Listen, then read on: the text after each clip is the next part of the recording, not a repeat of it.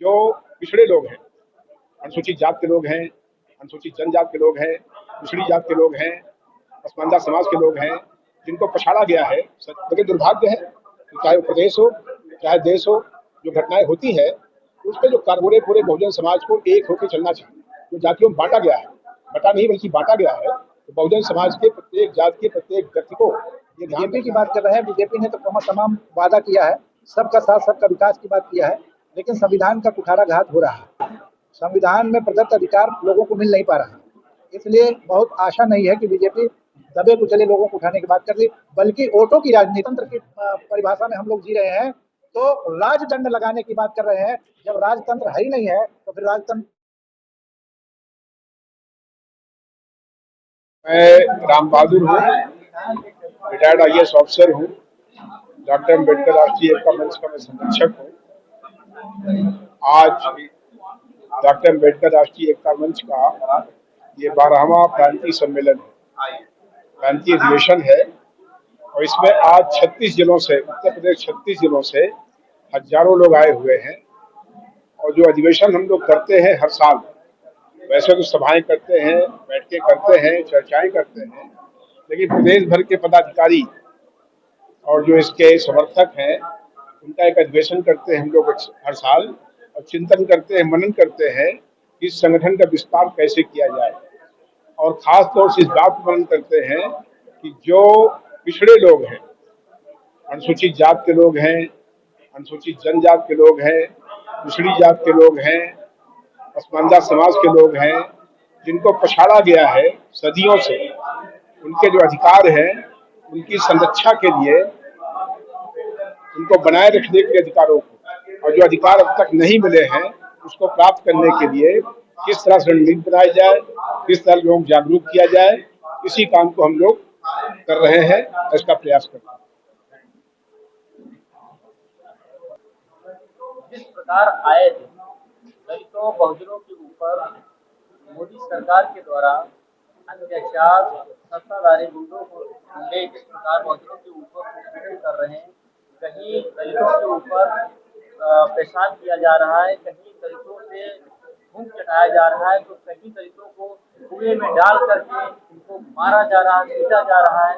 ऐसे मणिपुर हिंसा को लेकर के आपको, ऐसे हरियाणा हिंसा को लेकर के क्या लगता है आपको, तो क्या कहेंगे? इस पे मेरा ये कहना है कि आज ही नहीं हो रहा है, ये सदियों से हो रहा है, हजारों साल से हो रहा है। पहले जो अत्याचार होता था वो प्रकाश में नहीं आता था। अब अच्छी बात है कि देश के, प्रदेश के किसी भी कोने में कोई अत्याचार होता है तो वो प्रकाश में आ जा रहा है और उसकी प्रतिक्रिया हो रही है। ये बहुत ही खराब बात है, इसका प्रतिकार हो रहा है, होते रहना चाहिए। जैसा मैंने आपको बताया कि जो अधिवेशन है, जो हमारा संगठन है, जो हमारा मंच है, उसका भी यही उद्देश्य है कि जो अत्याचार है, अनाचार है, इसका प्रतिकार किया जाना बहुत जरूरी है, प्रतिकार होते रहना चाहिए। अगर मेरा लास्ट सवाल है, लोकतांत्रिक हर देश में जिस प्रकार ये आए समय समय पर ये घटनाएं देखने को मिल रही है, क्या लगता है कि मोदी सरकार इनको रोकने में, रोकथाम करने में नाकाम है? जो लग रहा है, जिस तरह से घटनाएं घट रही है और लगातार घट रही है, उनके खिलाफ अगर तुरंत कड़ी कार्रवाई हो और एक सिंबॉलिक एक्शन हो तो जो दूसरे लोग हैं उनको प्रेरणा शायद न मिले। लेकिन दुर्भाग्य है कि चाहे वो प्रदेश हो, चाहे देश हो, जो घटनाएं होती है उस पर जो कार्रवाई होती है वो बहुत धीरे तरीके से होती है, ऐसा लगता है। अगर कड़ी कार्रवाई हो, तत्परता से कार्रवाई हो, तुरंत कार्रवाई हो, तो ऐसी घटनाएं बिल्कुल नहीं ना हो या कम से कम हो सके। डॉक्टर अम्बेडकर राष्ट्रीय एकता मंच समाज में किस प्रकार काम कर रहा है? मैंने बताया तो, समाज में जागरूकता काम कर रहा है। जब भी आपने बताया जो घटनाएं हो रही है उनके खिलाफ लोगों को जागरूक किया जा रहा है। जो हमारे संविधान में अधिकार हैं उन अधिकारियों को बताया जा रहा है। जो अधिकार छीनने का प्रयास होता है उसके लिए जागरूक किया जाता है। मंच का यही उद्देश्य है और यही कार्यक्रम। बहुजन समाज को आपका क्या नाम है? इसको बहुजन समाज को आपका क्या? बहुजन समाज का को संदेश मेरा यही है उनसे मेरा निवेदन है, उनसे मेरी प्रार्थना है कि पूरे पूरे बहुजन समाज को एक होकर चलना चाहिए। जो जातियों में बटा हुआ समाज है, जो जातियों में बांटा गया है, बटा नहीं बल्कि बांटा गया है, तो बहुजन समाज के प्रत्येक जाति के प्रत्येक व्यक्ति को ये ध्यान रखना है कि अगर हम अलग अलग बटे रहेंगे तो ऐसे मार खाते रहेंगे। इसलिए सबको एक रहना है, एक होकर चलना है, एक होकर सामना करना है। उनकी संख्या 85 है। इस बात को उनको अपने हृदय में, अपने मन मस्तिष्क में बनाए रखना है कि हमारी संख्या 85 है। लेकिन चूंकि बटे हुए हैं वो, उनकी मानसिकता जातियों के अंदर बांटी गई है, तो जाति को अलग रख करके केवल अपने को बहुजन मान करके उनको चलना है। यही हमारा संदेश है, ये हमारी प्रार्थना। डॉक्टर अम्बेडकर राष्ट्रीय एकता मंच का राष्ट्रीय अध्यक्ष हूँ। आज ये उत्तर प्रदेश का प्रांतीय अधिवेशन है, जिसमें पूरे 75 जिलों से प्रतिनिधि आए हुए हैं। इसका मुख्य उद्देश्य है कि जन जन तक दबे कुचले पिछड़े समाज के, गरीब समाज के लोगों को जागरूक करें, शिक्षा के माध्यम से उनको आगे बढ़ाएं और उनको जो है उनके हक की बात करें, उनके हक की लड़ाई करें। ऐसी स्थिति में हम लोग जो झेल रहे हैं वो हमारी आने वाली पीढ़ी न झेले। इसलिए हम लोगों ने ये बात कही है कि हमारा ये संगठन पूरी तरह से सामाजिक है और समाज की बेहतरी के लिए आज सम्मेलन बुलाया गया है और इसको बूथ कमेटी से लेके विधानसभा तक, विधानसभा से लेके जिला स्तर तक, जिला से मंडल तक, मंडल से प्रदेश और देश भर, ये संगठन पूरे देश के 26 प्रदेशों में पहुंच चुका है। सर, बीजेपी जिस तरीके से दलितों की बात कर रही, क्या लग रहा है कि दलितों की बात जो है, दलितों की बात के साथ साथ में वो जो है दलितों के लिए काम कर रही है बीजेपी? अब देखिए, ये किसी पार्टी का मंच नहीं है, न कोई विरोधाभास है। सरकार का अपना दायित्व है कि किस तरह से दबे कुचले पिछड़े लोगों की मदद कर सकते हैं। जहां तक आप बीजेपी की बात कर रहे हैं, बीजेपी ने तो तमाम वादा किया है, सबका साथ सबका विकास की बात किया है, लेकिन संविधान का कुठाराघात हो रहा है। संविधान में प्रदत्त अधिकार लोगों को मिल नहीं पा रहा, इसलिए बहुत आशा नहीं है कि बीजेपी दबे कुचले लोगों को उठाने की बात कर रही, बल्कि वोटों की राजनीति कर रही है। हमारा नौजवान जो पढ़ा लिखा है, किसी भी कौम, किसी भी क्षेत्र का रहने वाला है, वो ठगा सा महसूस हो रहा है। तमाम वादे झूठे हो रहे हैं और चुनावी मुद्दे पे जो भी बोल देते हैं, जो पढ़ा लिखा आदमी थोड़ा सतर्क हो जाता है।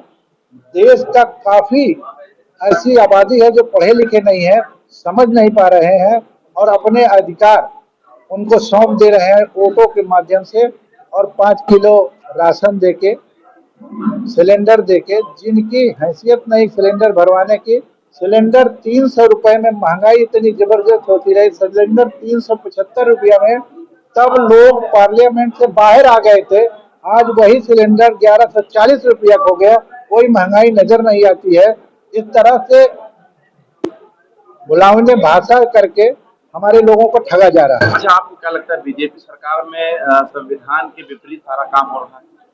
मैं समझता हूं कि लगभग जो दबे कुचले लोग हैं उनके पक्ष में तो कोई काम नहीं हो रहा। जो संविधान में प्रदत्त अधिकार था वो मिलने वाला नहीं है। अब वो अपना संविधान लागू करना चाहते हैं, ऐसा लग रहा है।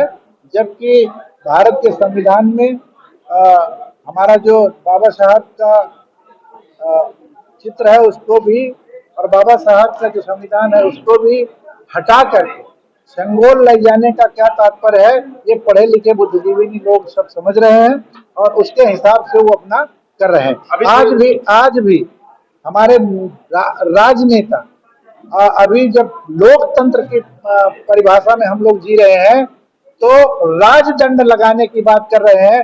जब राजतंत्र है ही नहीं है तो फिर राजदंड कैसे लग सकता है, जबकि उसमें कानून में, संविधान में सबका बराबर का दर्जा है, चाहे वो गरीब हो चाहे अमीर हो, जैसा भी है सबको बराबर का दर्जा है और बराबर का दर्जा उसको उपलब्ध नहीं हो पा रहा है। अच्छा, अभी थोड़ी देर पहले आप बता रहे थे अगर पासी है, चमार है, धोबी है तो सब बहुजन है, लेकिन जिस तरीके से आए दिन वीडियो सोशल मीडिया पर वायरल हो रहा है कि कभी कहीं पर जूता चटाया जा रहा है, तो कहीं थूक चटाया जा रहा है, तो कहीं पर जो है आदिवासी समाज के ऊपर जो है पेशाब किया जा रहा है, ऐसे मुद्दे पर जो है बहुजन समाज के जो लीडर हैं वो सड़कों पर क्यों नहीं आते? अभी हमारे वक्ताओं ने बताया है कि वो 5 साल बाद परीक्षा देते हैं रिजल्ट ले आने के लिए। उनको टिकट लेके फिर से विधायक बनना है, फिर से सांसद बनना है, फिर से मंत्री बनना है, इसलिए वो रोड पे नहीं आना चाहते। मारे जा रहे हैं जो दबे कुचले पिछड़े लोग हैं वो मारे जा रहे हैं, वो गरीब लोग मारे जा रहे हैं, उस पे उनके ऊपर पेशाब किया जा रहा है, पानी पीने से उनको मना किया जा रहा है, मार मार के 10 साल के बच्चे को भी खत्म कर दे रहे हैं। ये छुआछूत कम नहीं हो रहा है। इसका मतलब है कि इससे मनुवाद बढ़ा है, लोगों का मनसा बढ़ा है कि हमारी सरकार है, हम जो चाहेंगे वो करेंगे। मतलब बीजेपी में मनुवाद का जो परचम है वो लहराता हुआ दिखाई दे रहा है। हाँ, लहराता हुआ दिखाई दे रहा है। संगठन के लोग ये कोशिश कर रहे हैं कि एकजुट होकर अपने अधिकारों को बचाया जा सके, अपने सम्मान को बचाया जा सके। इसलिए आज जो प्रदेश सम्मेलन हो रहा है, ये जन जन तक हम संदेशा देना चाहते हैं कि हम लोग एकजुट हों और अपने अधिकार, अपने सम्मान को बचा पाए।